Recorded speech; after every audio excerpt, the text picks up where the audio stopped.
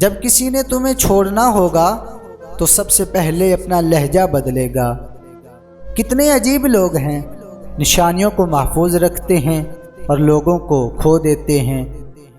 جیت جانے کی عادت اچھی ہوتی ہے، مگر کچھ رشتے ایسے ہوتے ہیں جن میں ہار جانا ہی بہتر ہوتا ہے۔ سب کو خوش رکھنا منافق شخص کا کام ہے۔ جو لوگ باضمیر اور بااصول ہوتے ہیں ان سے اکثر لوگ ناراض رہتے ہیں۔ ہمیشہ لوگوں کے سامنے یہی ظاہر کرو جیسے کچھ بھی نہیں ہوا، چاہے کچھ ہو بھی جائے۔ تکلیف تب ہوتی ہے جب لوگ زندہ رہ جائیں اور رشتے دم توڑ جائیں۔ جو اپنے راز کو سینے میں رکھتا ہے وہ خود بھی چین سے رہتا ہے اور اس کے راز بھی محفوظ رہتے ہیں۔ انسان دنیا میں ایسے رہتا ہے جیسے کبھی جانا ہی نہیں، اور جب جاتا ہے تو پھر خاموشی سے چلا جاتا ہے جیسے پہلے تھا ہی نہیں۔